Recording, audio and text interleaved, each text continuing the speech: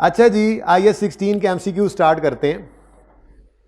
कुछ एक कर लेते हैं बरकत के लिए। अच्छा यार, पैरा ओपन कर लेने में हर्ज नहीं होता। पैराज मैंने आपको हाईलाइट तो करवाए ही हुए हैं यार। इतने हैंडआउट्स ओपन है लेकिन वन नोट एक ही है बेचारा ओपन हुआ। चलो नया ओपन कर लेते हैं। IAS 16। एक भाई आए क्लास के बाद, सुबह वाली क्लास के बाद, कहने लगे सर वो पैराज ही हाईलाइट करवा दें अगर तो साथ साथ। मैंने कहा अच्छा, मुझे लग गया पता कि तुमने छुट्टियों वाले लेक्चर नहीं लिए अभी तक, क्योंकि मैं पैरा साथ साथ ही हाईलाइट करवा रहा हूँ। हमने हाईलाइट कर लिए थे, अब जहाँ यूज़ हो तो थोड़ा सा यूज़ करते रहें ताकि थोड़ी फेमिलियरिटी रहे हमें। वैसे आपको याद होती हैं चीज़ें, लेकिन कोई नहीं, भूल भी तो सकती है परिचय में। तो पता तो हो स्टिकी नोट लगा हुआ है IAS 16 का, उसमें डिस्क्लोजर्स स्टिकी नोट पे लिख सकते हो डिस्क्लोजर्स, और उसके ऊपर लगाओ। बिल्कुल ठीक है, लिख सकते हो, ठीक है। तो ये लिखा होना चाहिए। तो when an item of property plant equipment are stated at revalued amount, यानी रीवैल्यूड एसेट, ठीक है। Which of the following disclosure shall be made. अब इधर आए डिस्क्लोजर, जो जहां से डिस्क्लोजर शुरू हुए थे, आपने डिस्क्लोजर की पत्ती यहां पे लगाई हुई है, एक स्टिकी नोट, बाहर लिखा डिस्क्लोजर्स। यानी अगर डिस्क्लोजर्स का MCQ आ जाता है तो आप यहां से ओपन कर लेंगे, याद नहीं भी रहता तो सामने पड़ा होगा। और हाईलाइट सिर्फ इंपॉर्टेंट चीज की हुई है, जरा भी टाइम नहीं लगता। एक नंबर का मतलब है 1.8 मिनट्स। 1.8 मिनट्स अभी बैठ कर देख। अभी से स्टार्ट करते हैं, स्टार्ट नाउ। 1 मिनट और 1.8 मिनट। मेरी घड़ी नजर ही नहीं आ रही, आ गई।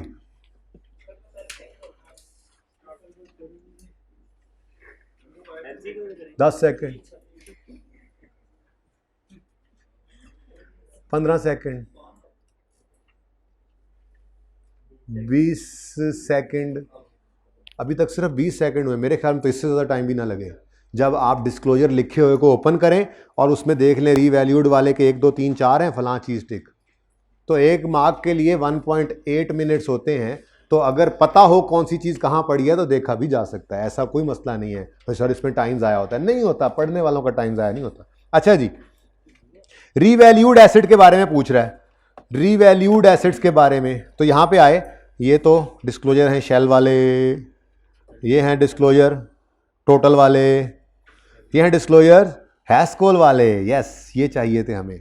If an item of PP stated at revalued amount, भाई ये लिखा हुआ है तो क्या क्या डिस्क्लोज करो, इफेक्टिव डेट, इंडिपेंडेंट वैल्यूअर था या नहीं, और ईच क्लास के लिए वो had there been no revaluation वाली बात, और आखिरी सरप्लस की मूवमेंट। अब देखते हैं यहाँ पे, any restriction on distribution of, ये तो नहीं लिखा हुआ मिला हमें। कैरिंग अमाउंट ऑफ टेम्परेरी, ये तो नहीं लिखा हुआ मिला हमें।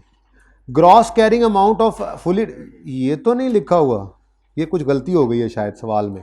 When an item of property plant capital are stated at revalued amount, which of the following disclosure shall be made? इनमें से तो कोई भी नहीं होना, इनमें से तो कोई भी नहीं होना। सोल्यूशन सही नहीं है यहाँ क्या,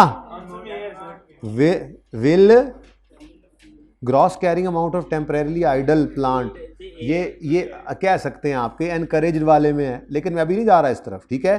gross carrying amount of fully depreciated plant, ये भी एनकरेज्ड वाले में है, ठीक है। लेकिन ये सरप्लस वाला पूरा पढ़ के आते हैं। अब आज पूरा पढ़ के आते हैं, जो उस दिन पढ़ाया था जब हाईलाइट करा रहा था, ठीक है। क्या कहता है, सरप्लस की मूवमेंट दिखाओ, और आगे साथ लिखता है कोई रिस्ट्रिक्शन है ना इसकी डिस्ट्रीब्यूशन की टुवर्ड शेयर होल्डर, तो वो भी बता दो। अब एक नज़र जिसने घर जाके हाईलाइट करते हुए पढ़ लिया था उसको ज़िंदगी में याद रहना था, ठीक है। तो पढ़ो, अब ये देखो, पढ़ाया था, हाईलाइट भी करवाया था। Rev and surplus including indicating the change for the period and any restriction on the distribution of balance to shareholders. अब आके पढ़ो, any restriction on the distribution of surplus to shareholders, ये एक ही था, ठीक है। बाकी सब कौन से थे, बाकी ये वो वाले थे, एनकरेज्ड, कहता था encouraged to may also find following irrelevant, carrying amount of temporarily idle, carrying amount fully depreciated, ये तो एनकरेज वाले थे। ये रीवैल्यूड एसिड के तो रिक्वायर्ड शेल वाले डिस्क्लोजर्स नहीं है, तो इनमें से तो सिर्फ एक ही था, तो वो छुपा पड़ा था, ठीक है जी। ओके, तो सीधी बात नहीं भी होती, कभी थोड़ी सी टेढ़ी भी हो जाती है। पॉइंट पूरा था, पॉइंट आपने पढ़ा पूरा नहीं था, क्योंकि प्रैक्टिस पूरा नहीं किया हो ना, इसकी प्रैक्टिकली बात कभी आई नहीं, लॉ की एक प्रोविजन टाइप चीज़ जैसे अगर कोई होती है किसी मुल्क में नहीं होती, प्रैक्टिकली ये आया कभी नहीं, तो फिर थ्योरी में हमने पढ़ा कभी नहीं, लेकिन आज पढ़ लिया। 44 an asset was purchased on यकम जनवरी 17 फॉर एक 100 million with useful life of 6 साल and residual value of 10 million. On यकम जनवरी 20 it is revalued to 120 with remaining life of 3 years and expected residual value of 15 million. How much excess depreciation? ऊपर वाला same है या different है?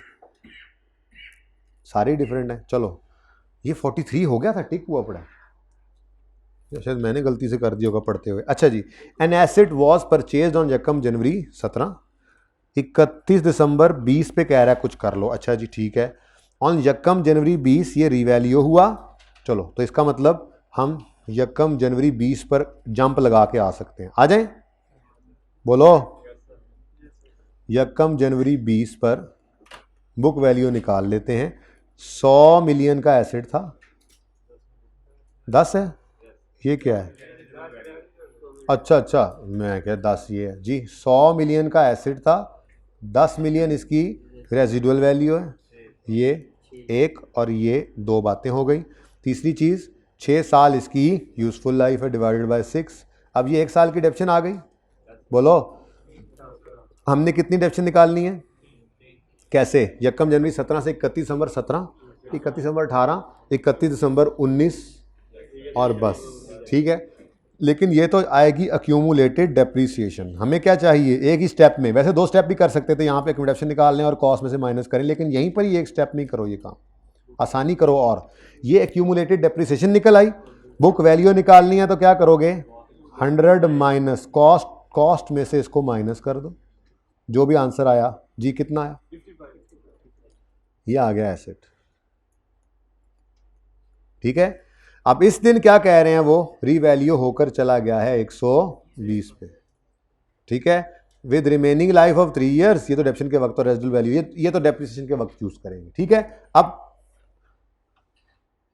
यकम जनवरी 20 पर एक लाइन खाली छोड़ी और रीवैल्यूड अमाउंट लिख ली 100, वाह कितना? 65। रीवैल्यूएशन सरप्लस है तो सरप्लस के कॉलम में आ जाएगा। ज़बानी भी हो सकता है ये सवाल, मैं ज़रा तफसील करूँ ना, पहला सवाल है ना, 3-4 बातें इसमें बता लूँगा, इसलिए ये करवा रहा हूँ। नेक्स्ट, अब ईयर एंड पर डेप्रिसिएट करना है इसको। ईयर एंड 31 दिसंबर 20 पर डेप्रिसिएशन निकालनी है तो रीवैल्यूड अमाउंट को पकड़ोगे, रिवाइज्ड बुक वैल्यू पकड़ोगे, ये और रिमेनिंग लाइफ को पकड़ लोगे डिवाइड बाय 3। लेकिन एक ही साल की डेप्शन, 31 दिसंबर 20 में ही कह रहा था ना, हाँ बस 1 साल।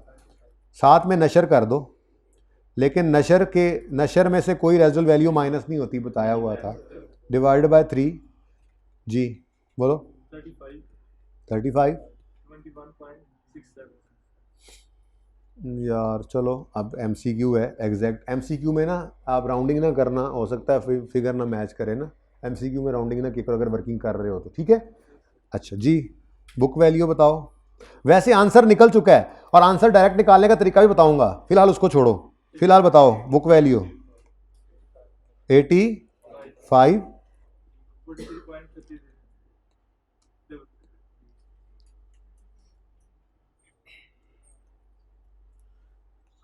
पता नहीं इसको मैंने निशान क्यों लगाया था करवाने के लिए, शायद इसलिए करवाया था, निशान लगाया था, लेकिन मैं तो हैं। आप होमवर्क दे दो, फिर आपने सिर्फ पेंडिंग पे निशान लगा दिया। अच्छा चलो, बहरहाल वो ये है कि मैं तो चाह रहा था कि प्रॉफिट एंड लॉस वाला सवाल भी होता, लेकिन चलो अब इसमें से जो पॉसिबल है क्वेश्चन हो सकते हैं वो मैं आपको बता देता हूँ। इस एक MCQ की 5 रिक्वायरमेंट्स हो सकती हैं। Number 1, what is the depreciation expense for the year 2020। Number 2, what is the amount of revaluation surplus transferred to retained earnings या what is the amount of incremental depreciation? 2. Number 3, what is the amount of revaluation surplus arose during the year? Number 4, what will be shown in balance sheet in respect of building asset जो भी है PPE? Number 5, what amount will be shown in balance sheet in respect of revaluation surplus? एक MCQ नहीं, ये 5 है। और ये 5 ही requirements हैं। छठी तो को हाँ लॉस वाला सवाल हो तो उसमें लॉस भी पूछ सकता है, ठीक है, प्रॉफिट एंड लॉस में जाने वाली एक और फिगर आ सकती है। तो एक ही एमसीक्यू है, वो पूछ सकता है सरप्लस की अमाउंट बताओ, वो पूछ सकता है डेप्शन फॉर द ईयर बताओ, वो पूछ सकता है इंक्रीमेंटल डेप्शन बताओ, वो पूछ सकता है बैलेंस शीट में एसेट कितने पर नजर आएगा। एक सवाल किया था आपको याद होगा जिसमें मैंने कहा था ओ इतनी एंट्रियां ना करो, ये वर्किंग से उठाओ, बैलेंस शीट अगर मांगे तो वर्किंग से उठाओ ले जाके बैलेंस शीट में रख दो, शायद कुछ ऐसा किया था हमने जिक्र, नहीं तो फिर शायद FAR 2 में किया होगा। खैर खैर ये ऐसे ही है, बैलेंस शीट में ये नज़र आता है, आपको पता ही है, ठीक है। चलें बहरहाल अब अपने सवाल को भी पढ़ लेते हैं। ये 5 सवाल तो हमने तैयार कर लिए इसमें से। अब वो क्या कह रहा है, वो कहता है, मैंने पहले रिक्वायरमेंट पढ़ने दी आपको जी, वो क्या कह रहा है, how much excess depreciation will be charge, तो ये 21.67 है। कोई ऑप्शन देखें क्या वजह है, 20 में राउंडिंग की हुई है, देखें सोल्यूशन में जाके देखें क्या हुआ है सोल्यूशन में जाके जल्दी से देखें। वर्किंग सारी सही है ना, तो फिर वो 22 कर गए होंगे इसको, ये 21 किया हुआ है हमने।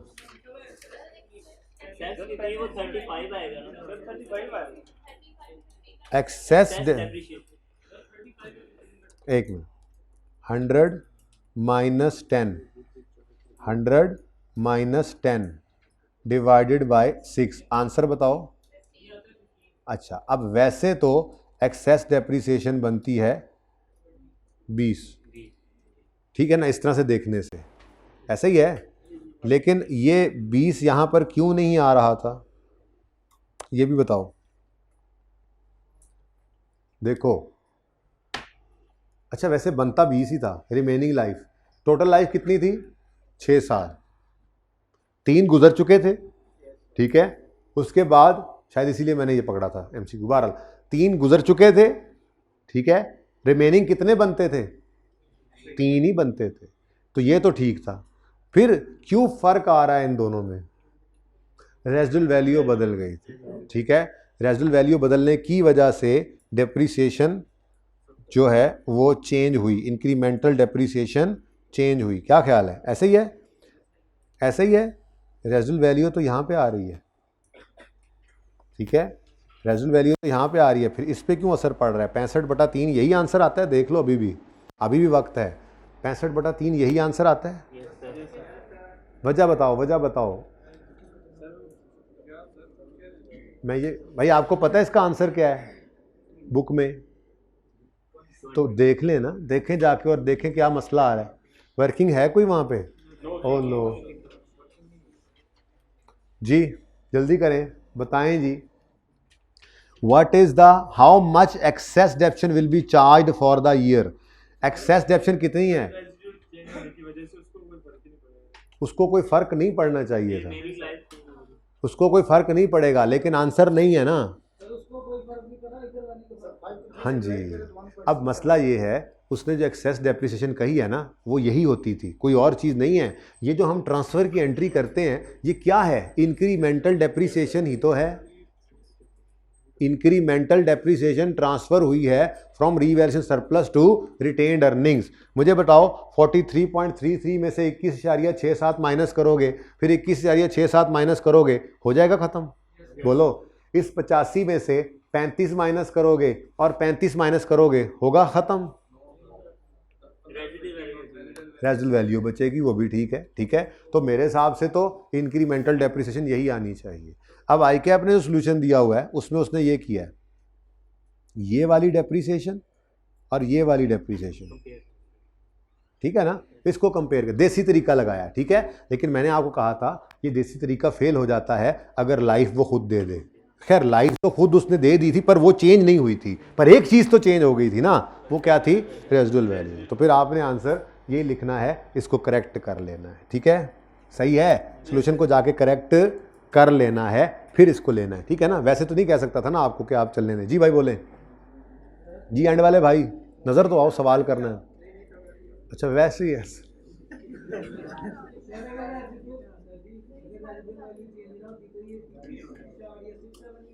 चेक कर लो, मेरा क्यों इम्तिहान ले रहे हो, करो चेक। हाँ? फिर पूरा 20 आना था मेरे चांद, चेक कर लो। हाँ। क्योंकि फिर देख लो, नहीं आना था तो देख लो, मेरा इम्तिहान मत लो, जल्दी करो जल्दी करो, अगले एमसीक्यू पे जाएं। सही कर लिया जी, चलें आगे।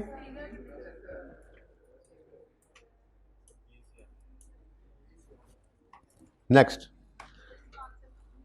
बेटा इसका आंसर 21.67 येलो हुआ होगा। नहीं ऑप्शन, मैंने कहा सही कर लें ऑप्शन ए को, मैंने कहा सही कर लें। अच्छा जी next 43, during 2019 NLT purchase a machine for 20 million. अच्छा इसका चले शॉर्टकट छोड़ें फिर बताता हूँ। During the year NLT purchase a machine for 20 million to be used for 6 years, which of the following would represent. ये बड़ा इंपॉर्टेंट है, ये एमसीक्यू आने वाले एमसीक्यूज में से, ये नॉर्मली नहीं आते क्योंकि रीवैल्यूएशन की कैलकुलेशन वो वैसे आ सकता है, लेकिन नॉर्मली जो कोई रीवैल्यूएशन की कैलकुलेशन वो करवा लेता है बड़े सवालों में, इसलिए अक्सर ये नहीं करता, लेकिन इस तरह के एमसीक्यूज बड़े इंपॉर्टेंट हैं। ड्यूरिंग द ईयर 19 एंटिटी ने 20 मिलियन का एक एसेट खरीदा है जो 6 साल इस्तेमाल करना है। अब ये असल में डेफिनेशन है रेजिडुअल वैल्यू की, अगर नहीं समझ में आए तो डेफिनेशन जाके देख लेना, वहाँ से हो जाएगा ठीक। कहाँ से देखोगे डेफिनेशन? बुक से नहीं, बुक साथ लेके नहीं जाने देंगे, स्टैंडर्ड से जो हमने हाईलाइट किए थे। तुमने किए थे? करने हैं, पेपर से पहले पहले करने हैं, और साथ साथ देखते रहोगे तो पर्चे में जाके पता होगा फलां चीज़ यहाँ पड़ी है। ठीक है,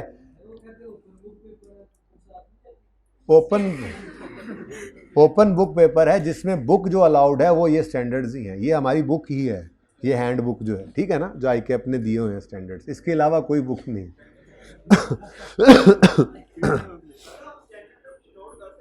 जी ये आप अब जाग गए हैं, स्टिकी नोट लगाएं, उसके ऊपर लिख सकते हैं, स्टैंडर्ड के ऊपर कुछ नहीं लिखना। ओके जी, फॉर्मूला ना लिखिएगा जी। During year 2019, please important MCQ है, NLT purchase a machine for 20 million to be used for 6 years, which of the following would represent residual value of this machine. Residual value क्या होगी? Number 1, ये B पे answer पे टिक लगा हुआ था, ये शायद आंसर ना हो, ये शायद मैंने वैसे टिक किया हो, ज़रा पढ़ लेते हैं। कहता है जी 19 में एक मशीन खरीदी है, 6 साल बाद वो बेचनी है, तो 19 में खड़े होके 6 साल बाद वाली जो वैल्यू मिलने का एस्टीमेट लगाते हैं वो कौन सी वैल्यू होगी? वो कहता है 15 मिलियन। अगर हम आज खड़े होकर कहें 15 million can be currently obtain from disposal of a machine in present condition, हम अभी ये मशीन लाएं, ये मशीन 6 साल बाद बेचनी है, तो आज ये 15 की बिक जाएगी, तो क्या ये इसकी रेजिडुअल वैल्यू है?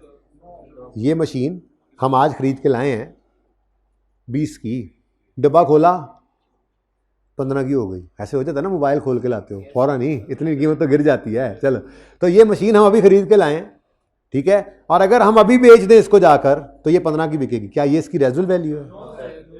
इसकी तो करंट वैल्यू हो गई। ठीक है, अगली बात, 4 million can be obtained from disposal of a 6 year old machine. 4 million can be obtained currently, असल लफ्ज तो ये था, 4 million can be currently obtained from disposal of a 6 year old similar machine. अब ये मशीन हमने खरीदी, इसको हमने 6 साल बाद बेचना है। हमने कहा अगर आज इस तरह की 6 साल पुरानी मशीन देखें, यानी इस नस्ल की 6 साल पुरानी मशीन देखें तो वो कितने की बिकेगी? उन्होंने कहा 4 की। ठीक है, तो ये क्या बताया, आज ये मशीन खरीद के लाए हैं और 6 साल पुरानी मशीन अगर आज इस नस्ल की 6 साल पुरानी मशीन अगर आज बेचें तो कितने की बिकेगी? 4 की। ये भी रेजिडुअल वैल्यू हो सकती है, ये कुछ हो सकती है। आगे, आज हमने 20 मिलियन की ये मशीन खरीदी है, 18 million can be obtain in 25 from disposal of machine in present condition. कहते हैं जी आज हमने ये मशीन खरीदी है, 2025 में 6 साल के एंड पे जाकर इस जैसी नई नकोर मशीन 25 की बिकेगी, तो क्या ये इसकी रेजिडुअल वैल्यू है? तो ये तो नहीं है। ये दोनों तो अच्छा लगा आपको कि ये दोनों तो आपने पक्की कह दी कि नहीं है। अब बी तो लग रहा है, साथ में सी आ गया। अब सी क्या कह रहा है? सी कहता है 7 मिलियन, आज हमने मशीन खरीदी, मैं बार बार ऐसे ही बोल रहा हूँ, ठीक है, 7 मिलियन 25 में मिलेगा, उस वक्त 6 साल पुरानी मशीन इस नस्ल की जो है वो बेचने पर कितना मिलेगा? 7 मिलियन। तो क्या ख्याल है आपके? हैं? बी वाला मैंने टिक लगाया हुआ था इसलिए, हाँ देखो जी ये दो तो उड़ गए ना, ए और सी तो उड़ गए ना, अब रह गए बी और डी। इनमें क्या कह रहा है? बी में कहता है आज मशीन खरीद के लाए हैं, अगर आज खड़े होकर अंदाजा लगाएं कि इस नस्ल की 6 साल पुरानी मशीन कितने की बिकती है तो वो रेजिडुअल वैल्यू होगी, ठीक है। जबकि ये खड़े होकर आज अंदाजा लगाएं कि 6 साल बाद इस नस्ल की 6 साल पुरानी मशीन कितने की होगी तो वो शायद अंदाजा लगाना बड़ा मुश्किल हो जाएगा, उसमें बहुत सारे और मसले आ जाएंगे, तो वो रेजिडुअल वैल्यू होती भी नहीं है। लेकिन हमें ये समझ नहीं आ रही थी, हमें ये बात समझ नहीं आ रही थी, हम तो चले गए, कितने गया स्टैंडर्ड में डेफिनेशन। आपके पास स्टिकी नोट्स होते हैं, मेरे पास नहीं है ना यहाँ पे।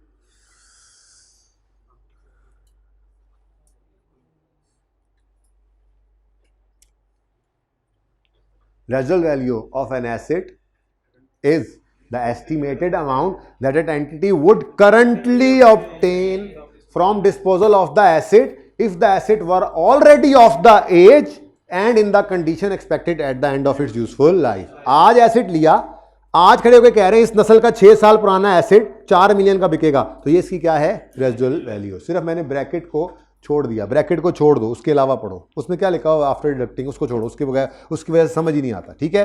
तो B is the correct option, क्योंकि ये करंटली ऑब्टेन करेंगे हम एक 6 ईयर ओल्ड सिमिलर मशीन का, यही डेफिनेशन में लिखा हुआ है, करंटली ऑब्टेन करेंगे if the asset is already of the age, यानी 6 साल पुराना है और इन द कंडीशन इस हालत में है, तो ये क्या है? इसकी रेजिडुअल वैल्यू। ये बड़ा इंपॉर्टेंट एमसीक्यू होगा, ठीक है जी, डन जी। पैरा नंबर यार डेफिनेशंस का पैरा होता है, पहला ही डेफिनेशन होती है ये पैरा 6। मैं इस पर क्यों ढूंढ रहा हूँ, इधर आ जाओ। अच्छा जी,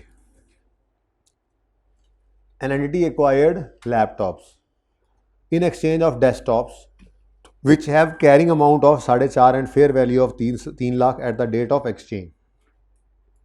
The list price of laptops acquired is rupees 6 lakh. Entity also required to pay 2,75,000 in this exchange transaction. Laptops would initially be recognized at, laptop new asset है, पढ़ के देखो, कह रहा है हमने लैपटॉप एक्वायर किए हैं डेस्कटॉप्स एक्सचेंज करके, फेयर वैल्यू ओल्ड की, कैरिंग वैल्यू है इनकी, किन की? डेस्कटॉप्स की, कैरिंग वैल्यू है 4.5, पढ़ो ना, entity acquired laptops in exchange of desktops which have carrying amount of 4.5 lakh, इनकी कैरिंग अमाउंट कितनी है? 4.5 lakh and fair value of 3 lakh, ये ओल्ड की फेयर वैल्यू आ गई at the rate of exchange. The list price of the laptop acquired laptop कितनी है जी? तो ये है फेयर वैल्यू ऑफ ओल्ड और ये है हमारे पास fair value of new.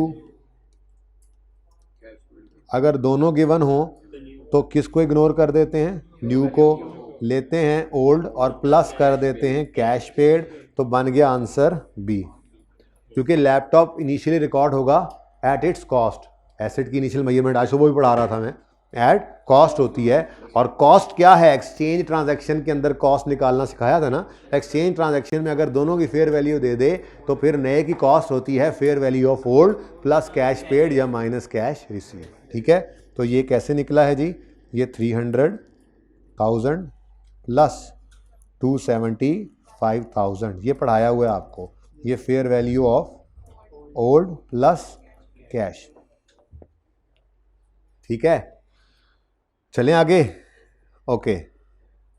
How often should be useful life of an asset reviewed, ये मैंने ना एक काम साथ आज के आपको होमवर्क भी देना है, ये एक्स्ट्रा काम चल रहा है ना, एक्स्ट्रा क्लासेस, ठीक है।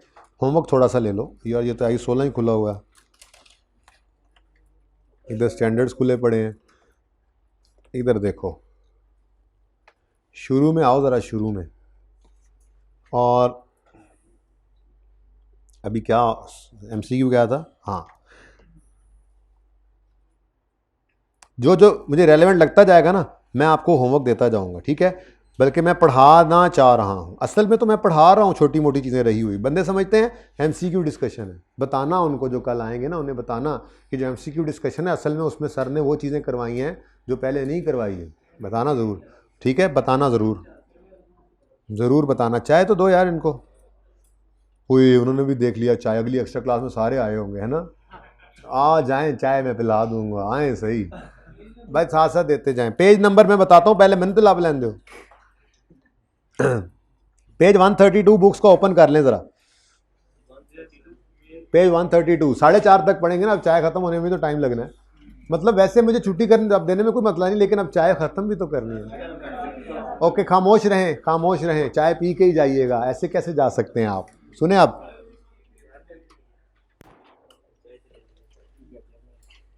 हर एक्स्ट्रा क्लास में चाय पियो और एक्स्ट्रा क्लास जब पहली नॉर्मल वाली 1 घंटा खत्म हो जाए तो उसके बाद 1 घंटा 1.5 पढ़ो, मैं राजी। अच्छा सुनो, वैसे कैसे कैसी कैसी ब्रीड आ गई है आजकल स्टूडेंट्स की कि मतलब उनको पढ़ाने के लिए ये सब कुछ करना पड़ रहा है। मतलब कमाल है वैसे, तब हम पढ़ने के लिए ये सब कुछ करने को तैयार हो जाते थे। अच्छा सुनो, मेजरमेंट आफ्टर रिकग्निशन, आइए 16 चैप्टर कौन सा है ये, I16 PPE। मेजरमेंट आफ्टर, खामोशी से बस पकड़ते जाएं, चाय जिससे लेनी है please. Measurement after initial recognition, subsequent measurement after initial recognition जो मेजरमेंट होती है वो सब्सिक्वेंट मेजरमेंट ही होती है ना। तो आइए 16 के अंदर क्या है जी, 2 ऑप्शंस हैं, कॉस्ट मॉडल या रीवैल्यूएशन मॉडल। कॉस्ट मॉडल पे भी रख सकते हैं आप, इसको पढ़िएगा, पढ़ लें बल्कि। After recognition of an age an asset an item of PPE shall be carried at its cost less any accumulated depreciation and any accumulated impairment losses। ठीक है। सेकंड, रीवैल्यूएशन मॉडल क्या है? रीवैल्यूएशन मॉडल क्या कहता है, अगर after recognition of an asset and item of PPE whose fair value can be measured reliably, चाहो तो क्या कर लो, shall be carried at a revalued amount which is its fair value at the date of revaluation less any subsequent accumulated depreciation and subsequent impairment loss। पढ़ाया हुआ आपको, ठीक है ना। अब ये तो इंपॉर्टेंट नहीं था, इंपॉर्टेंट ये हैं, ये मैंने पैराज भी लिखे हुए थे आपके लिए, घर पे तैयारी की थी मैंने थोड़ी सी, ठीक है ना। बहरहाल ये पेज में आप, ये मैंने पढ़ाया था, पढ़ाया नहीं था। चलें, an entity shall choose either cost model or revaluation model as its accounting policy and shall apply that policy to an entire class of मुझे लग रहा है ये बातें मैंने की हैं, entire class of PP। कहता है जी अगर आपने, भाई बिस्किट साथ लेके आए, अगर आपने पॉलिसी सिलेक्ट करनी है, कॉस्ट मॉडल पे चलना है या रिवैल्यूएशन मॉडल पे, जब सेलेक्ट कर लो तो किसी एक क्लास के लिए वो एक पॉलिसी ही होनी चाहिए। अगर आपकी land and building cost model पे है कोई बात नहीं, plant and machinery revaluation model पे है कोई बात नहीं, एक कॉस्ट पे है एक रिवैल्यूएशन पे, खैर है। लेकिन ये नहीं करना कि एक प्लांट रिवैल्यू कर लिया है और एक को कॉस्ट मॉडल पे रखा हुआ है, ठीक है ना। अगर प्लांट रिवैल्यूएशन मॉडल पे गया है कोई एक, तो वो सारे प्लांट एंड मशीनरी फिर रिवैल्यूएशन मॉडल पे जाएंगे, बाकी क्लास चाहे हो ना हो। या आपका प्लांट भी कॉस्ट मॉडल पे, इक्विपमेंट भी कॉस्ट मॉडल पे, फर्नीचर, व्हीकल, कंप्यूटर सब कॉस्ट मॉडल पे। लैंड एंड बिल्डिंग के लिए आपने रिवैल्यूएशन मॉडल सेलेक्ट अगर कर लिया है तो फिर सारी लैंड एंड बिल्डिंग्स पे रिवैल्यूएशन मॉडल लगेगा। फिर ये नहीं करना आपने कि जिस प्रॉपर्टी पे गेन आता नजर आ रहा है उस पर रिवैल्यूएशन कर लें, बाकी प्रॉपर्टीज पे ना करें, ठीक है। तो सारी क्लास के ऊपर एंटायर, ये देखो इधर देखो, entity shall choose either cost or revaluation model and shall apply that policy to an entire class। ये बात समझ आ गई। अब अगली बात आती है, रिलायबल मेजरमेंट कब होगी। Fair value of item of PPE can be measured reliably, this may और may not be market based. वो कहता है जी अगर मार्केट में नहीं बिक रहा तो वैसे भी मार्केट वैल्यू डिटरमिन हो सकती है। वो कोई बंदा ही आके आपको कह दे कि जी आपका ये एसेट मैं खरीदने को तैयार हूँ, तो ऐसी सूरत के अंदर हम फिर कह सकते हैं यार भाई मार्केट नहीं है इस तरह से अवेलेबल, लेकिन हमारा तो एसेट बिक ही रहा है जी। फिलहाल रिलायबल मेजरमेंट हो रही है यहाँ पर, रीवैल्यूएशन की डेट पे खड़े होके रीवैल्यूड अमाउंट फेयर वैल्यू निकालना चाह रहे हैं, ठीक है। अब कितने अरसे बाद रीवैल्यूएशन हो, सफिशिएंट रेगुलरिटी का मैंने कहा था, frequency of revaluation depends upon the changes in fair values when the fair value of revalued asset differ materially, सारी बात हुई है, याद आ गया मुझे, from its carrying amount a further revaluation is required, ठीक है। अब ये होमवर्क था, ये मैंने वैसे ज़बानी बोल भी दिया था, क्या some items of PPE experience significant and volatile changes in fair value thus necessitating annual revaluation। उनकी वैल्यू बहुत चेंज होती है, जैसे मैंने कहा बैरियर टाउन की प्रॉपर्टी बहुत वॉलेटाइल है, ज़्यादा बढ़ेगी कम टाइम में, ठीक है। Such frequent revaluations are unnecessary for an item of PPE with only insignificant change in fair value. लेकिन हमारे पास जो प्लांट एंड मशीनरी लगी हुई है उसकी फेयर वैल्यू में कोई खास चेंज नहीं आता। मॉडल उसके लिए भी सिलेक्ट कर सकते हो रीवैल्यूएशन करना चाहो तो, लेकिन शायद उसके लिए आपको एनुअल रीवैल्यूएशन करने की ज़रूरत नहीं है, वो 2-3-4 साल बाद कर लेना। Instead it may be necessary to revalue an item only every 3 और 5 ईयर्स। जिनकी वॉलेटाइल हो फेयर वैल्यू, चेंजेस बहुत ज़्यादा हो, सिग्निफिकेंट होते हो, उस आइटम को रीवैल्यूएशन मॉडल पे अगर रखा हुआ है तो फिर शायद एनुअली रीवैल्यू करना पड़े, क्योंकि हमने इंश्योर क्या करना है कि मटीरियल डिफर ना हो, ये दोनों चीजें मटीरियल डिफरेंट ना हो, मटीरियल ज्यादा डिफरेंस ना आने पाए इन दो में। जब तक ये दोनों करीब करीब है, चाहे रिवैल्यूएशन मॉडल पे हो, पिछली रिवैल्यूएशन से आगे थोड़ा रेस्ट कर सकते हो। रिवैल्यूअर से पैसे दे के रिवैल्यूएशन करवानी पड़ती है, एंट्रियां करनी पड़ती हैं, मुसीबत थोड़ी पड़ी होती है। तो अगर रिवैल्यूएशन मॉडल पे हैं तो जितना अरसा सुकून में रह सके रहेंगे। इंश्योर ये करना है मटीरियल डिफरेंट ना हो, ये दोनों अगर हो जाएं तो फिर करो दोबारा, ये कोशिश करनी है कि ये मटीरियल डिफरेंट होने ना पाए, ठीक है।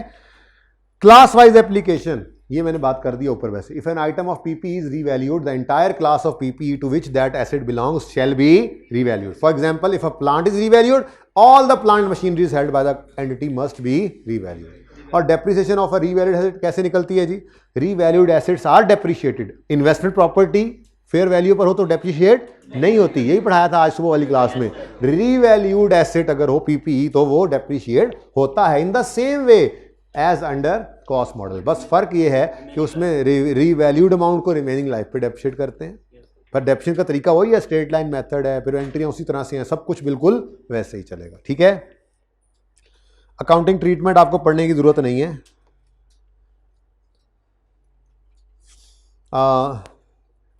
पढ़ लेना एक नज़र वैसे ही जो आपने किया हुआ है बस, ठीक है। ये पैराज तो आपने पहले से पढ़े हुए हैं, ठीक है। अब आए हम एमसीक्यू पे। तो एमसीक्यू में कहता है how often should be useful life of an asset reviewed. तो कोई आगे आ गया तो डेफिनेशन में फिर रहे हैं जी।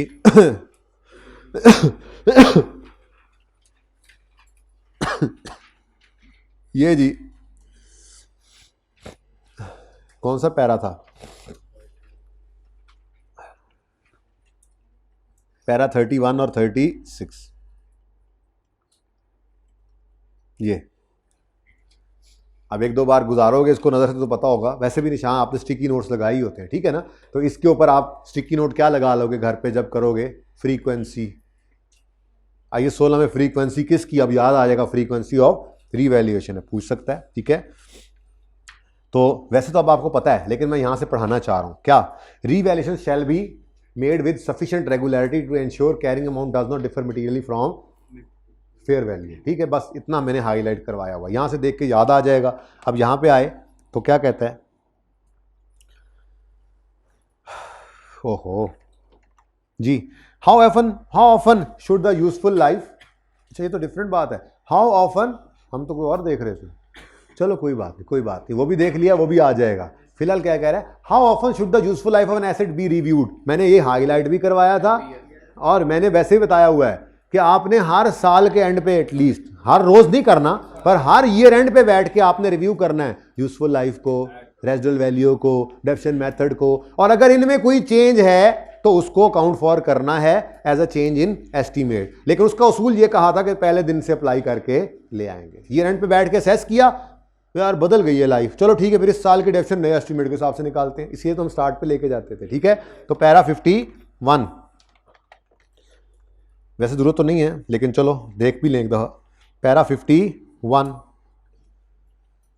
Residual value and useful life shall be reviewed at least at each financial year end, ठीक है। And if expectation differ from previous estimates the changes shall be accounted for as change in estimate. ये पढ़ाया हुआ है ना, ठीक है।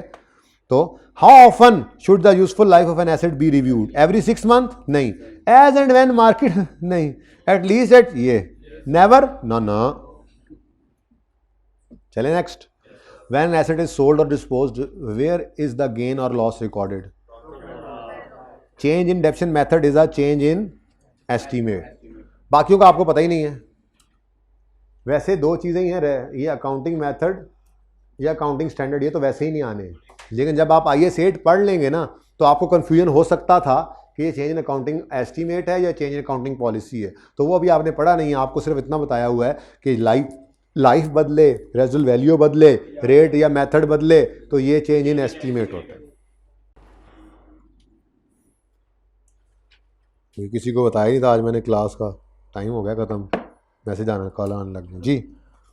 Next, a non-current asset was purchased on Jakam June for 216, its expected life is 8 years and now, and its expected residual value इतने, asset debt straight line, financial loss, the asset was sold on, disposal cost was, और यार homework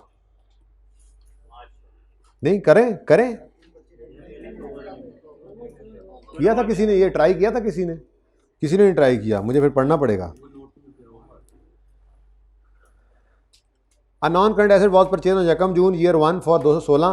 Its expected life was 8 and its expected residual value was 24. Asset is depreciated by straight line method. Financial year is Jakam January to 31 December. Asset was बिक गया on Jakam September year 4 for 163. Disposal costs were 1000. It is the policy of company charge proportionate amount deduction in year of acquisition and in the year of disposal in accordance with number of months. ठीक है, what is the gain or loss? तो वो gain और loss निकाल रहा है, ये आसान है जी, हो जाएगा, वर्किंग को ही कंटिन्यू कीजिएगा। ठीक है, नंबर 36। चलें जी, आज फिर वो बात कर ही लेते हैं जो रिड्यूसिंग बैलेंस मेथड के अंदर हम जंप करके जा सकते हैं बुक वैल्यू पे, ठीक है ना। N item of plant was purchase, वैसे आप कोई मसला नहीं, आप जल्दी जल्दी वर्किंग भी कर लेते हैं, मतलब मैं पहले शॉर्टकट नहीं पहले लॉन्ग कट। एन अप्रैल आ गया। An item of plant was purchase on 1 April for 2 million and is being depreciated on 25% reducing balance, ठीक है। What would be residual value after its useful life of 5 years। अब इधर देखो, shortcut नहीं पहले long cut, वैसे सबसे ज़्यादा लॉन्ग कट तो ये पागलों की तरह शुरू हो जाए। कॉस्ट है 2000, फिर डेप्रीसिएशन जी 2000 का 25%, बोलो ज़रा, हाँ 5, तो बोलो ना 500, 1500 बुक वैल्यू, फिर डेप्रीसिएशन अब लगेगी 1500 इंटू 25%, 375, फिर बुक वैल्यू 25 है बेटा, फिर डेप्शन, हाँ भाई मैं नहीं देखना चाह रहा, तुम कहोगे बस करो मैंने चाय पी ली है, हाँ कोई बात नहीं, गुस्सा नहीं आता, मिल जाएगा, वो लेने गए होंगे अभी रह गया होगा, कोई मसला नहीं। Be patient and be relax. तुम 2 जूस पी के जाना आज मेरे पास बैठ के, आप सारे ना कहना शुरू हो जाना हमें नहीं मिला, हमें नहीं मिला। भाई आप मैसेज कर दें, ऐसे गए हुए होंगे, वो लेने गए हुए होंगे, ठीक है, कोई गल नहीं, साकिब को बुला लें जी, बताएं, बस काफ़ी है। इधर देखो, बुक वैल्यू बता दो, बुक वैल्यू बताओ, हाँ कुछ चीज़ें सिखा रहा हूँ। 844, चलो अब इधर देखो ज़रा, कैलकुलेटर हाथ में हो, 2000 को 75% से मल्टीप्लाई करो, 1500 आता है। 1500 को 75% से मल्टीप्लाई करो, 1125 को 75% से मल्टीप्लाई करो, कोई राउंडिंग का डिफरेंस हो तो हो। अच्छा लाइफ कितनी है, 5 साल। थोड़ी हिम्मत कर ही लेते हैं, जब सीख रहे होते हैं ना सब काम कर ही लिया करते हैं। चलो शुरू हो जाओ भाई। डेप्रीसिएशन 844 का 25%, बोलो भाई 211, फिर बुक वैल्यू 633। अब आखिरी साल आ गया भाई, हाथ खड़ा करें जिन जिन को जूस नहीं मिला। एक चाय मिली, 1 2 3 4 5, चाय बनने में टाइम लगता है। अच्छा चलो 1 2 3 4 5, हाथ खड़ा करें, जल्दी करें। 1 2 3 4 5, कोई गल नहीं यार, ले कोई बात नहीं है, चाय पिला दो, कह रहे हो कह दे, ठीक है जी। 633 इंटू 25%, 158। बुक वैल्यू बस यही है, रेजुअल वैल्यू यही है क्योंकि 6ठे साल का एंड हो गया, ठीक है कोई 475। अब वो 4 आपने राउंडिंग की है इसका मतलब, ठीक है। अच्छा अब इधर देखो, मैं ये कह रहा था कि आप, अच्छा 844 का फिर 844 का फिर 75% लें। देखो ना ये 100 है, इसमें से 25% माइनस हुआ तो जो बचा वो इसका 75% ही हुआ ना। फिर इस 75% जो बचा था इसका फिर 25% माइनस हुआ तो जो ये आंसर बचा है ये इसका 75% ही होगा ना, ठीक है। एंड सो ऑन, ऐसे ही चलता जा रहा है। तो इसका मतलब मैं यूं कह सकता हूं, एक रूल अगर बनाऊं यहां से तो ये कह सकता हूं कि book value, closing book value is 75% of opening book value if depreciation rate is 25% reducing balance method। और अगर ये 20% होता तो ये रूल इस तरह बन जाता, क्लोजिंग बुक वैल्यू इज 80%, ठीक है ना। अब एक तो ये शॉर्टकट भी था, अब ये जरा दूसरे वाला शॉर्टकट है, हल्के वाला, ठीक है। कैलकुलेटर आपने पकड़ा, क्योंकि एमसीक्यू है ना, एमसीक्यू है। कैलकुलेटर पकड़ा 2000 का 75%, फिर उसका 75%, फिर उसका 75%, फिर उसका 75%, 5 साल लाइफ है, फिर उसका 75%, आंसर राउंड ना करना, 474.609। यहां पे आके देखा तो 474.609 आपके पास आ गया, ठीक है ना। इतना लेंथी काम नहीं किया। ठहर जाओ, हाँ जी वही लगाने लगा हूं, लेकिन ये ज़्यादा अच्छा आसान है जी वो पावर करने लगा हूं, ठीक है। अब दूसरा काम क्या है, वो रिकमेंडेड नहीं है, क्योंकि ये सही है, ये किसी भी मौके पे रोक सकते हो आप। चलो अगर वो इजी लगे तो, वैसे मैंने आज तक ये शुरू में क्यों नहीं करवाया ये काम, तो आप बुक वैल्यू डिस्पोजल की डेट तक भी निकाल सकते थे कोशिश करके। उसकी वजह ये है कि आपको कुछ चीज़ें पक्की करवानी होती हैं।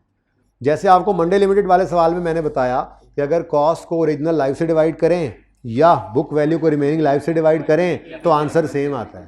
अब अगर मैं शुरू में बताता तो आपको ये बात दिमाग में ना बैठी होती कि स्ट्रेट लाइन में हमेशा कॉस्ट यूज होती है और रिड्यूसिंग बैलेंस में बुक वैल्यू, तो किसी वजह से चीज़ें डिले कर दी जाती है, ठीक है। अब क्या चीज़ है जिसने जाना है 5 साल के बाद, 2000 ने, ठीक है। कितनी दफ़ा 75% होगा तो +5 आगे बढ़ाना है ना। ये डेप्रिसिएशन का फ्यूचर वैल्यू प्रेजेंट वैल्यू वाला फॉर्मूला है, ठीक है ना। ये बेसिकली हम फ्यूचर वैल्यू निकाल रहे हैं और फ्यूचर वैल्यू में क्या देख रहे हैं कि हर साल वैल्यू ने कम होते जाना है। प्रेजेंट वैल्यू के लिए माइनस करते हैं ना। बहरहाल मैथ के उस्ताद से सुन लेना, पूछ लेना, आंसर बता दो मुझे। 474 पॉइंट, तो ये फिर भी जो है ना नहीं समझ में आता। इससे बेहतर है, इस पे कोई देर नहीं लगी, इस पे भी कोई देर नहीं लगी भाईजान। ये आपने कैलकुलेटर पे 2000 लिखा है और ठक ठक ठक ठक करते चले गए। अगर यही सवाल आ जाए 20% के हिसाब से तो आप 2000 × 80 × 80 × 80 × 80 × 80 जितने साल भी हैं करते जाओ, × 0.8, कोई मसला नहीं है। अगर करना चाहो तो ये कर लो, लेकिन काटता नहीं हूँ मैं, ठीक है, गलत नहीं है, लेकिन ज़रा मुश्किल है, समझ में नहीं भी आता किसी को। क्या हाँ है ना, पता है ना तुम्हें, ठीक है, याद रखो जी। 35 होमवर्क में किया था, ये मैंने होमवर्क लिखे थे, और 42 मैंने होमवर्क लिखे थे। बोलो, किसी को नहीं तौफीक हुई? पता ही नहीं ये कौन है, तुम्हें पता ही नहीं है? पता ही, वो वाली क्लास नहीं ना ली हुई इन लोगों ने, मुजड़े मोह ने।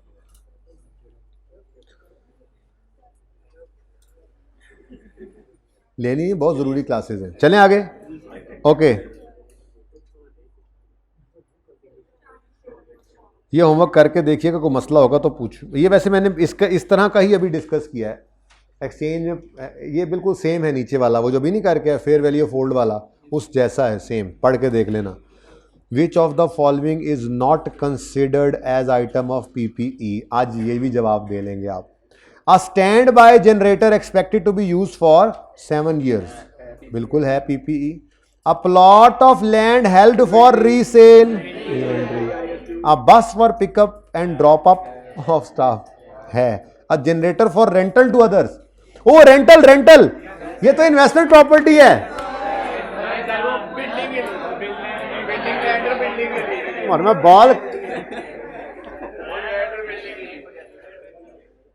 पीपीई मूवेबल अगर हो, या मतलब अगर अगर अगर एसेट मूवेबल है तो वो रेंट पे भी दे रहे हो तो पीपीई ही रहेगा। वो सिर्फ रेंटल वाला केस है, लैंड और, ठीक है, तो ये पीपीई ही है। ठीक है, ये भी पीपीई, ये भी पीपीई, ये भी पीपीई। फिर plot of land held for sale, ये है इन्वेंट्री, IAS 2। ठीक है,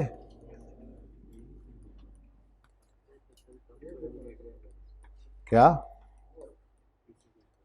आपने एक जनरेटर लेकर रख लिया है, चला नहीं भी है, तो आपको पता है आउटपुट मेथड ना हो तो डेप्रिसिएशन होती चलती रहती है। पीपीई के अंदर ऐसे एसेट्स होते हैं।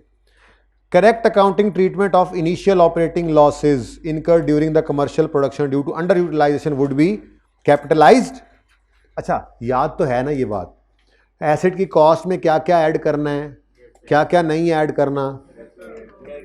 ऐसे नहीं आप मानोगे, ऐसे नहीं आप मानते। आप लोग गोस्ट्स हैं, लेग्स वाले, मतलब आप लोग लातों वाले भूत हैं। अच्छा भाई, ये आपको ना उस वक्त किताब नहीं थी तो हैंडआउट्स दिए थे, जिसमें हमने कहा था cost of items of property plant equipment में ये होना चाहिए, कुछ एग्जांपल थी, ये चीज़ें हों। ठीक है, फिर ये चीज़ें कॉस्ट का पार्ट ना हों, फिर ये चीज़ें भी कॉस्ट का पार्ट ना हों, जिनके अंदर ये देखो point B, initial operating losses while demand for products output builds up. ये इनिशियल ऑपरेटिंग लॉस समझाया भी था कि अभी एसेट चलना शुरू हुआ है, सही डिमांड उसकी नहीं बनी और वो गुड्स ज़्यादा बन नहीं रही हैं तो बिक नहीं रही हैं, लेकिन चूँकि खर्चे भी ज़्यादा हैं तो इसलिए शायद हो सकता है ऑपरेशंस पे लॉस आ रहा हो। तो ये इनिशियल ऑपरेटिंग लॉस एसेट के कसूर नहीं, एसेट तो रेडी है पूरा इस्तेमाल होने के लिए, करो इस्तेमाल, दबादब बनाओ चीज़ें, बेच लो। ठीक है, तो इनिशियल ऑपरेटिंग लॉस एसेट की कॉस्ट का पार्ट नहीं बनता। अब ये वो उसने सवाल पूछा, correct accounting treatment of initial operating losses incurred क्या है, capitalised as directly attributable cost नहीं, डेफर एंड डेफर एसेट बनाओ, मत करो एसेट की प्लांट की कॉस्ट में ऐड ना करो, लेकिन वैसे रिसीवेबल टाइप जैसे एसेट होता है, प्री पेमेंट टाइप, ऐसे इसी तरह से ये एक जो है वो प्री पेड एक्सपेंस टाइप आपने कुछ चीज़ इनिशियल ऑपरेटिंग लॉसेस को ना आप एसेट बना लो और फिर उसको प्रॉफिट एंड लॉस में लेकर जाते रहो ना भाई ना। Charge directly to retain earning since these are not considered to be normal, नहीं यार, चार्ज टू प्रॉफिट एंड, ये खुद ब खुद चार्ज हो जाता है प्रॉफिट एंड लॉस को। ऑपरेटिंग लॉस ऑपरेशन से आता है, ऑपरेशन से सेल होती है, ऑपरेशन चीज़ें बनती हैं बिकती हैं, ऑपरेशंस का हिस्सा है, और बन रही हैं कॉस्ट ऑफ सेल, तो ऑपरेटिंग लॉस सेलिंग एडमिन निकाल कर आता है, sale less cost of sale, GP less selling admin, operating profit होता है। ठीक है ना, तो ये ऑपरेटिंग प्रॉफिट वैसे ही प्रॉफिट एंड लॉस में आ जाता है। ओके, अब इसको देखने के लिए हमने पैरा 20 में झाती मारी ताकि हमें ये भी पता लगे, परिचय में भी ये भूल सकता था।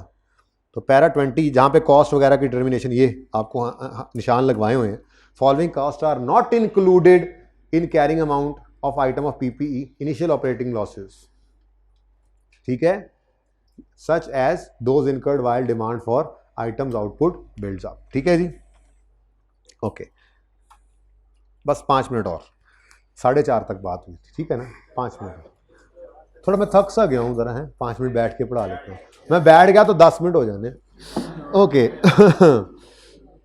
अच्छा जी, डी पार्ट है इसका, डी पार्ट। ओके जी, 32 an I T equipment being carried at revaluation model as ये हो गया था, किसी ने किया हो तो भाई ये होमवर्क वाले प्लीज़ अभी नोट करते जाएं, ये बहुत आसान है इसीलिए होमवर्क में है, ये सिर्फ रेपिटेशन है, कुछ कैलकुलेशंस हैं, करके देख लीजिएगा, किसी में गलती हो जाए या मसला आ जाए, जैसे आखिरी के अंदर मुझे मसला आया था सेकंड लास्ट में जो मैंने अभी सही करवाया तो मैंने वो करवा दिया, ऐसा ही अगर कोई और आपसे मसला आ जाता है तो आप डिस्कस कीजिएगा उसमें। ठीक है, वैसे नहीं है बाकी।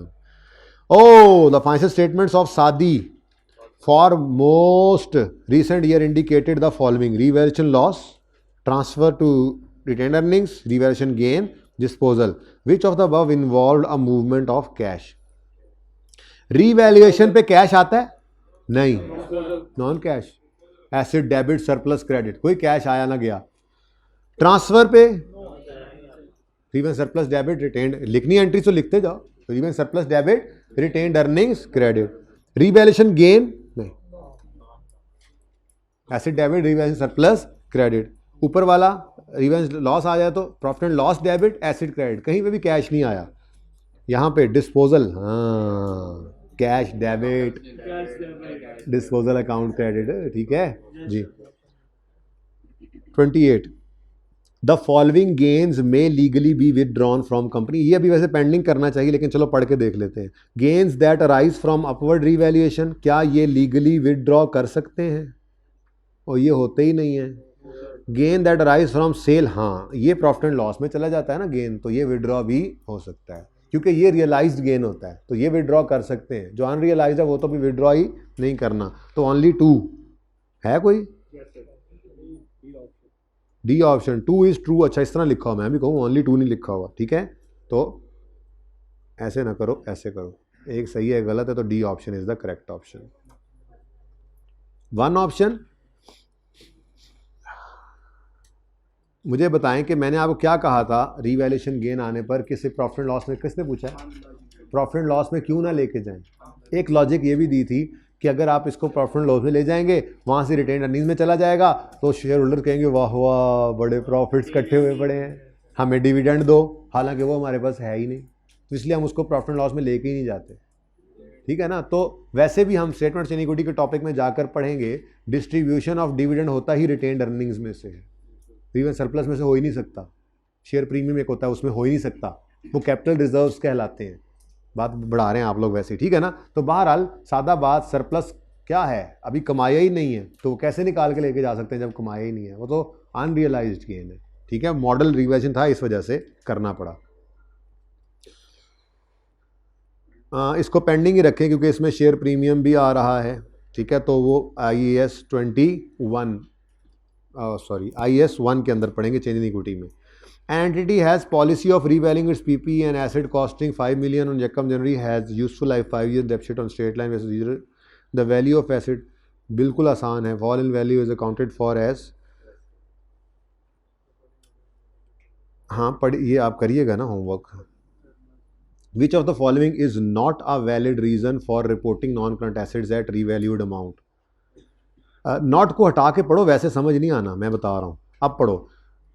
विच of the following is a valid reason for reporting asset at revalued amount rather than cost. कहता है रीवैल्यूएशन मॉडल पे ले जाने की कोई जो है ना वो वैलिड रीजन बताओ। हमने कहा to prevent long life assets from being reported at out of date historical cost. बिल्कुल सही बात लग रही है। 50 साल पहले एक एसेट खरीदा, कॉस्ट मॉडल क्या कहता है, उसी कॉस्ट लेस डेप्रिसिएशन पे रखी जाओ। तो हम रीवैल्यूएशन मॉडल पे क्यों गए? मोतरजीन ने यही तो कहा था किताबी वैल्यू है, तो हमने कहा नहीं यार ये तो मुनासिब नहीं है, इतना पुराना एसेट अभी तक वही पुरानी वैल्यू पड़ा हो। शालमी की मार्केट अभी भी 10 रुपये के ऊपर बुक वैल्यू पे पहुंची है, 50,000 से डेप्ट होते होते 50 साल हैं जी, एक बात कर रहा हूँ, तो मुनासिब नहीं है। अब तो वो 50,000 की नहीं है, बात समझ रहे हो ना। पाकिस्तान बनने से पहले आपके दादा अबू ने ली थी वो, ठीक है। तो फिर क्या है, बेहतर है रीवैल्यू करो। तो ये एक वैलिड रीजन लग रही है मुझे फिलहाल तक। तो अगली पढ़ते हैं, वो वैसे ही आपकी तसल्ली करा देंगे, यही है। To keep owner of business better informed that of their equity in the business. हाँ ये भी किसी हद तक सही है, बिल्कुल सही है। इक्विटी में क्या कुछ होता है याद है? पहला दिन शेयर कैपिटल होता है जी, हम घर से इतना लाए, ओनर को बताया जा रहा है आप घर से इतना लाए थे, बिजनेस ने इतना कमा लिया है, इतना कमा लेगा, तो ये सब इक्विटी में ही है। बेटर इन्फॉर्म कर रहे हैं कि भाई रियलाइज तो नहीं हुआ ये वाला, पर हो सकता है हो जाएगा अगर आज बेच दें तो पता है उसको कि मेरे अब एसेट्स की वैल्यू इतनी, इक्विटी की ये हालात है, ठीक है ना। To report performance correctly by matching earnings with the proper cost of asset. हाँ ये भी मुनासिब लग रहा है कि आजकल के हिसाब से एसेट की वैल्यू लगाओ, तो सारी वैलिड रीजंस हैं। टू अवॉइड हैविंग टू पे, ओ 2 नंबरियां, नहीं ये वैलिड रीजन नहीं है। अब उसने पूछा क्या था, वो बताओ जो वैलिड रीजन नहीं है, तो फिर option D is the correct one, ठीक है। 24 भी पेंडिंग है क्योंकि ये statement of changes in equity के टॉपिक में हमने करना है, SOCIE। वो बेशक मैं नहीं भी करवाऊंगा तो आपको पता लग जाएगा, आप किसी वक्त भी आएंगे ये हो जाएंगे आपसे। थोड़े ही रह गए, हिम्मत कर लो, मैं तो कहता हूँ 5-7 minute. When an item of property plant equipment is revalued, what should be revalued? बात सुने, कहता है किसी एक आइटम को अगर रीवैल्यू करोगे चाह नहीं पीती मैंने ना, कोई नहीं यार, थोड़ा सा ऐसे अभी फ्लो चल रहा है, ये बोझ मेरे से, यकीन मानो मैं रात को सोते हुए भी हिसाब लगा रहा होता हूँ, ये चीज़ भी रहती है, ये चीज़, इतने लेक्चर्स हो गए, आप लोग थोड़ा सा आप बैठ ही गए हो तो थोड़ा सा, ये कभी भी किसी भी वक्त ले सकते हो आप, कोई नहीं आज के दिन में। अच्छा, when an item of property, कल वाली क्लासेस का कोई ताल्लुक नहीं है लेकिन ज़रूरी चीज़ है। व्हेन एन आइटम ऑफ, उसी के इंतजार में तो पढ़ाई जा रहा हूँ यार, अब मैं आपको अंदर की बात ही नहीं बताई मैंने, आप लोगों का इंतजार है, आप लोगों की चाय मैं कैसे मिस करा सकता हूँ। अब वो बन के आती है भाई, फ्रेश चाय यहाँ पे वो दूसरी होती है, ठीक है, टी बैग वाली नहीं है, तो इसलिए थोड़ा टाइम लगता है, मज़ा लेना है तो जी। When an item of PPE is revalued, अगर कोई आइटम पीपीई का रीवैल्यू करेंगे, what should be revalued, selection of asset, जो दिल करे वो, whole class yes, individual no, selection of, पूरी क्लास को करना पड़ेगा, ठीक है। Initial recognition, after initial recognition entity may choose cost and revaluation model, आसान वाले हैं ना, ऐसे वाले हैं इसलिए करवा रहा हूं। Revaluation gain is credit into capital reserve कह सकते हैं, लेकिन आपको क्या पता, any of the above profit नहीं, रीवैल्यूएशन रिजर्व, इसको रीवैल्यूएशन सरप्लस का दूसरा नाम है, ये रीवैल्यूएशन सरप्लस को रीवैल्यूएशन रिजर्व भी कहते हैं, ये पता लग जाएगा स्टेटमेंट ऑफ इक्विटी में जाके, कोई परेशान नहीं होना, ठीक है। लेकिन सरप्लस ही ज़्यादा हम इस्तेमाल करते हैं, रिजर्व बहरहाल उसका अल्टरनेटिव नेम है, ओके जी। होमवर्क वाले तो आप, मैं मुझे पढ़ने भी दो ना एक दफ़ा, मुझे याद आ जाएगा किसी में मसला हुआ तो, जैसे उसमें अब बिजनेस परचेज एंड एसेट यकम जनवरी 16 costing 5 million, having useful life of 10 साल विद वैल्यू, यकम जनवरी 18 पर बैलेंस ऑफ डेप्शन वाज इतने मिलियन, एसेट रीवैल्यू हो गया, start the year business policy charge, ठीक है जी, व्हाट अमाउंट हो जाएगा। अब बिजनेस ये वही सेम है, बस उसी तरह से आपको जैसे कहा था 5 रिक्वायरमेंट एक सवाल से निकल आती हैं, तो इन्होंने 2 उनमें से निकाली हुई है, एक ही सवाल है सेम 3 है, 3 रिक्वायरमेंट्स, और नहीं 4 नहीं, वो और है, ठीक है। तो ये तीनों एक ही सवाल है, बेसिकली एक ही सवाल है, उसमें रिक्वायरमेंट्स बदल दी हैं उन्होंने, ठीक है। तो ले आए जी, हाथ खड़ा रखें जी, वो एंड पे ही हैं। अल्लाह आपको बहुत खुश रखे यार, आप खुद ले आए यार, देखो यार दुआ करो, अब फिर पास तो हो गया, ये तो बच्चों की दुआ से तुम पास तो हो ही गए हो, अब फॉर्म की दुआ भी इनसे कराया फिर। और कौन रहता है जी चाहे से, पहले क्यों नहीं हाथ खड़ा किया जब वो गिनती कर रहा था, इन दोनों को दो यार, इन दोनों को दे दो चाहे। और कौन रह गया ना, सही मैं डाइटिंग पे हूँ यू नो, और यार नहीं पीना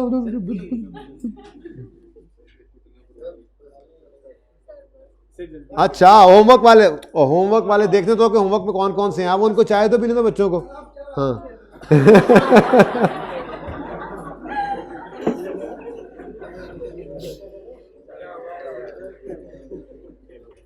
पढ़ लो थोड़ा सा, बस 5 मिनट।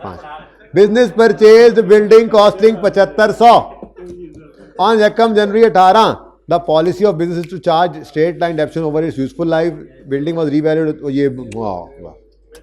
वकास लिमिटेड परचेज, ये तो बिल्कुल याद है मुझे, अभी भी बहुत आसान था, नहीं मुझे याद सवाल, अभी ऊपर आ गया ना सवाल, उधर से शुरू किया था ना पढ़ना, एंड पे पढ़ाई खत्म की तो फिर उल्टा पढ़ाना शुरू कर दिया था, इस तरह से उस दिन हुआ था। चलें, which of the following statement is correct, an entity may present PPE at gross carrying amount और नेट कैरिंग अमाउंट, क्या ये आपके पास ऑप्शन है कि आप ग्रॉस कैरिंग अमाउंट पे शो करो, चाहो तो नेट कैरिंग अमाउंट, ना ना ना ना, नोट ने कहा था, पीपीई का जब नोट बनाया था ना, मैं ओरिजिनल डिस्क्लोजर्स पे जाता हूँ, डिस्क्लोजर्स पैरा नंबर 70 समथिंग, ये देखो, entity shall disclose for each class, ये 3 बातें, और entity shall disclose gross carrying amount and accumulated depreciation. उसने ये नहीं कहा था entity has option, it may show gross carrying amount and accumulated depreciation, it may show net carrying amount, ना ना ना, ऐसा नहीं है जी। नोट डिस्क्लोजर को ही कहते हैं, और डिस्क्लोजर रिक्वायरमेंट्स ही पूरी की है नोट के अंदर हमने, जो IAS 16 की है, ठीक है। मतलब कहीं पे बैलेंस शीट में भी जो चीज गिवन है वो डिस्क्लोजर है, अगर आपको किसी स्टैंडर्ड ने कहा फलां चीज लिख के दिखाओ, आप इनकम स्टेटमेंट में लिख दो, बैलेंस शीट में लिख दो, चेंज इक्विटी में लिख दो, कैश फ्लो में लिख दो, नोट्स में लिख दो, अंग्रेजी में लिख दो, फिगर्स में लिख दो, किसी भी तरह लिख दो, डिस्क्लोज करो। डिस्क्लोज का मतलब है यूजर को बताओ जैसे तैसे जहां मर्जी, लेकिन हम क्या करते हैं, ये जो IAS 16 के डिस्क्लोजर्स हैं, ये बेसिकली हम वो पीपीई के नोट के अंदर सारे कवर कर लेते हैं। पीपीई के नोट से बुक वैल्यू उठती है और उठ के आ जाती है फेस पे। ठीक है। तो इसका मतलब ये ग्रॉस कैरिंग अमाउंट जो है ये IS, वो तो नेट कैरिंग अमाउंट बस फेस पे शो हो रही है, डिस्क्लोजर अलग अलग देना है, इसने यही कहा हुआ है। तो इसीलिए डिस्क्लोजर यानी नोट में हमने अलग अलग बनाया था। कभी हमने PPE का नोट ऐसा नहीं बनाया जिसमें एक्यूमुलेशन का अकाउंट ही नहीं होता था। इसीलिए मैंने आपको कहा था बनता ही यही वाला अकाउंट है, क्योंकि डिस्क्लोजर रिक्वायरमेंट ये है। नेट पे बनाना इसलिए सिखाया था कि आगे कहीं इस्तेमाल हो जाता है नेट बुक वैल्यू पे, वरना नहीं बनाते हैं। ओके, तो ये नहीं हो सकता जी, कोई ऑप्शन नहीं है। आइदर यूजफुल लाइफ और डेप्शन रेट, हाँ ये सही है, ये सही है। यूजफुल लाइफ या रेट, पढ़ा देता हूं, यूजफुल लाइफ और रेट। याद है हम लिखते भी थे, एक ही सवाल में एक का लाइव एक का रेट लिखा होता था, दोनों तो नहीं लिखते थे। ये तो सही है, ये तो सही है। Under revaluation model PPE are revalued at end of each year, जरूरी नहीं है। Under revaluation model PPE are revalued at start भी हो सकता है, फिर मिड तो नॉर्मली नहीं होता, चलो नॉर्मली नहीं होता, हो तो सकता ही है। लेकिन अगली बात, रिवैल्यूएशन मॉडल में लाजमी है कि ईच ईयर के एंड पे हम रिवैल्यू करें, नहीं अभी पढ़ाया था फ्रीक्वेंसी, ये तो सही नहीं है। If an entity chooses revaluation model it must apply to all its PPE, नहीं ऑल क्लास तो हो, एक क्लास तो होगा, ठीक है। तो इसका मतलब सिर्फ B is the correct one. चलें जी, चलें जी, ठीक है। इससे ऊपर वाले अब इंशाल्लाह कल की क्लास में 10 मिनट भी नहीं लगेंगे, करा दूंगा, ठीक है जी। तो अब अभी क्लास को एंड करते हैं। जिंदगी रही तो कल होगी मुलाकात। अल्लाह हाफिज। अच्छा जी, माजरत मैंने बीच में बंद कर दिया, फिर साथ ही ऑन कर लिया। आपको तो एकदम से ही साथ ही मिल गया होगा। असेसमेंट हमारी नेक्स्ट वीक में आ रही है, ठीक है। ये याद रखना मैंने यहाँ पे लिखा है, क्योंकि बाकी सारे टॉपिक्स के रिवीजन के क्वेश्चन अगर कम लिखवाऊंगा तो यहीं पे लिखवाऊंगा। फिलहाल IS 16 के लिए 4 सवाल मैं लिख रहा हूँ, ये लाजमी कर लीजिएगा। इसके अलावा कोई करना चाहे तो बेशक करे। पास पेपर मंडे लिमिटेड कौन सा वाला है ज़रा बता दें। पास पेपर लिमिटेड मैं भी सवेर दा पढ़ा रहे हैं। मंडे लिमिटेड पास पेपर 12 पेज नंबर 189। जज़ाकल्लाह। इससे ज़्यादा तफसील अब हम आपको क्या बताएं, मिलजुल के सारे खिदमत कर रहे हैं। वो सूकी लिमिटेड, टसूकी लिमिटेड पास पेपर 17 है, पेज नंबर 193। ये पास पेपर से 2 सवाल हो गए।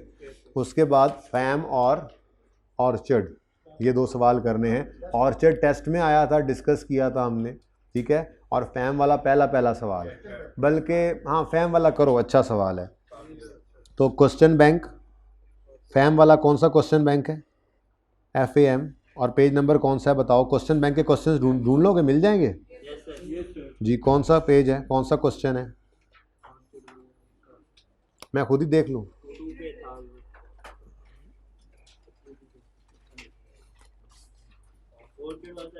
फिर ठीक है, फिर जो होना सी हो चुके हैं।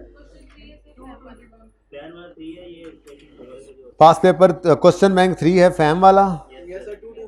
अब मैं पहुंच के छोड़ूंगा। हाले भी नहीं पहुंचा, पहुंच गया। अभी उसको गुस्सा आ गए। पेज 221 पर क्वेश्चन नंबर 3, तो फैम है क्वेश्चन बैंक 3 पेज 221 पर। उसके बाद 222 पे ऑर्चर्ड भी पड़ा है, क्वेश्चन नंबर 4। आज कोशिश कर लेना ये चारों कर लो एक ही सिटिंग में बैठ के, और 2 घंटे लग जाएंगे। और 2 घंटे में ये 4 सवाल किए हुए सवाल है ना, करने से एक तो आपकी स्पीड इंप्रूव होगी, एक्सप्रेशन इंप्रूव होगा, इस सवाल को संभालना आएगा, ठीक है। और अगर 4 नहीं तो 3 तो कम से कम कर लेना, एक फिर कल से ही। इसी तरह से मैं फिर आपको बाद में IS 36 के लिए अगर कुछ कम करूंगा सवाल तो यहीं पे लिखूंगा। IS 23 के लिए और इन्वेस्टमेंट प्रॉपर्टी तो चल ही रहा है। लेकिन ये असेसमेंट की तैयारी अब शुरू होगी। बेसिकली हम रिवीजन की जान नहीं छोड़ते, हर वक्त ही रिवीजन में रहते हैं, तो अब फिर रिवीजन शुरू कर दी हम, ताकि पिछला ना भूले, अगला भी चलता जाए। अल्लाह हाफ़िज़।